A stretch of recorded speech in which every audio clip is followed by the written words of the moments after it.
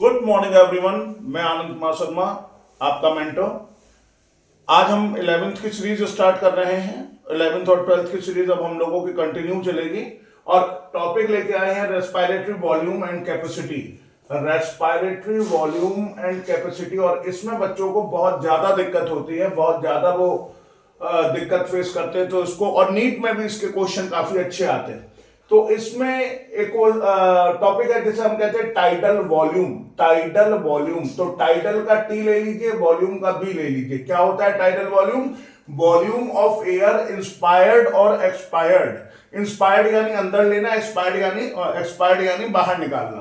तो volume of air inspired और expired during a normal respiration. एक नॉर्मल रेस्पिरेशन के दौरान, एक नॉर्मल रेस्पिरेशन के दौरान वॉल्यूम ऑफ एयर, कितनी वॉल्यूम ऑफ एयर आप इंस्पायर कर रहे हैं यानी अंदर ले रहे हैं या बाहर छोड़ रहे हैं, उसको कहते हैं टाइडल वॉल्यूम यानी टीबी। और इसका होता है 500 ml। इसकी वैल्यू है 500 ml। तो मेरे ख्याल से टाइडल वॉल्यूम क्लियर हो गया। टाइडल वॉल्यूम वो वॉल्यूम ऑफ एयर है जिसको नॉर्मल रेस्पिरेशन के दौरान इंस्पायर्ड और एक्सपायर्ड किया जाता है। ये क्लियर हुआ। इसमें 500 ml आ गया। फिर इंस्पायरेटरी, जैसे नाम बोल रहा है इंस्पायरेटरी, अंदर लेने के लिए रिजर्व वॉल्यूम। अब इंस्पायरेटरी का आई उठा लीजिए, रिजर्व का आर उठा लीजिए, वॉल्यूम का वी उठा लीजिए।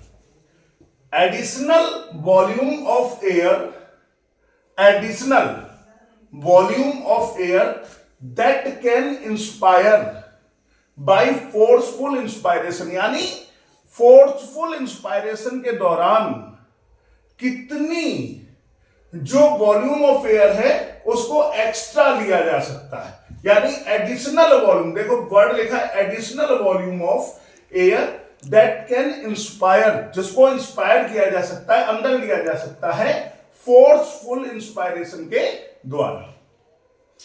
वैल्यू आ रही है 2500 to 3000 ml, यानी inspiratory reserve volume, additional volume of air.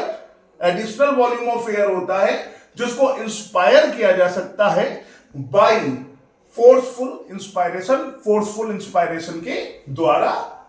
2500 to 3000 ml।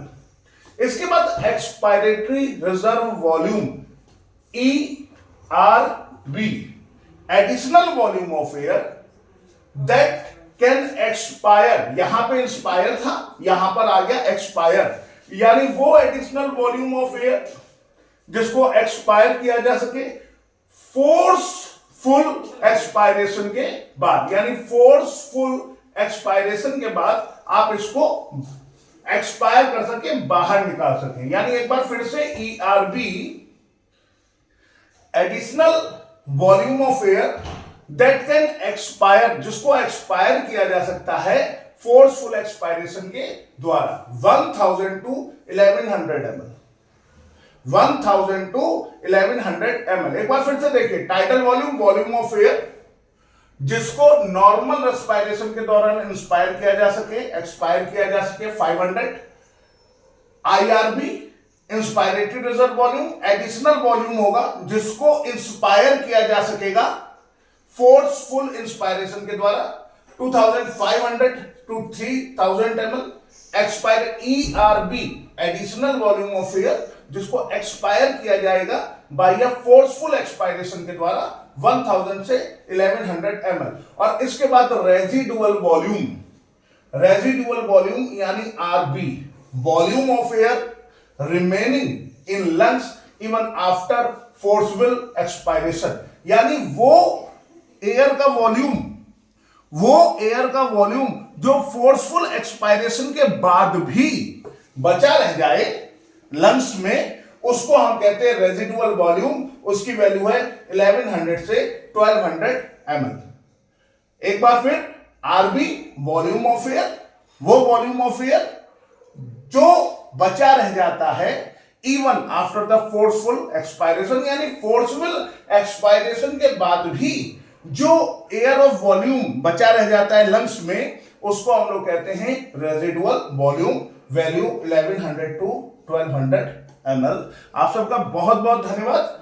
पिछले वीडियो में आप सबका बहुत प्यार मिला और इस बार उम्मीद करूंगा और अच्छा और बहुत तगड़ा सपोर्ट आप लोगों की तरफ से मिले, जिससे कि हम लोगों को प्रेरणा मिले, जिससे अच्छे से अच्छा वीडियो हम लोग डाल सकें।